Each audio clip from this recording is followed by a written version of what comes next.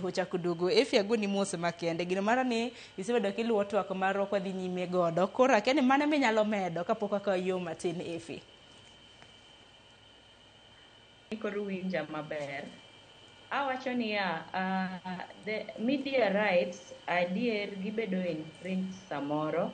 To kaka an a member of Kenya Media Lawyers Association, an gi cheo moro kuno. Koro watemoga matek mondo ratich jo media koroch to wagore negi.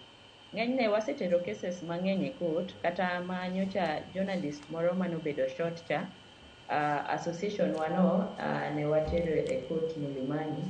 To pode amedo kwayo sirikal ni media is like the fourth estate.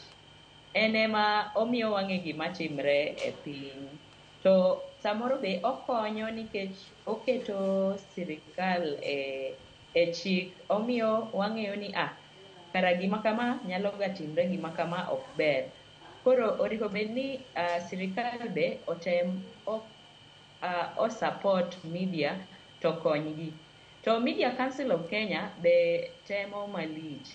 Gitemo malich mondo gibe gi protect rights mar jofuambo. To ing'eni sama ratich jofuambo oroch, to wabe kaka jopiny wabe ok wayud wach. To ineno kaka countries moko kaka labda Tanzania, ibo yudo ni samoro gi limit dholuo baga matin. Nitie kaka gidiyo gik moko mok gidwa ni ji one. Koro mano ok ber ahinya nikech okonyo. Awinjo Mr. Goro be kowuoyo e wach public participation. Ok adwa nuoyo mang'eny, but kaka abe awacho ni public participation be nitie gi yo moriko bed ni sirikal luwo sama itime.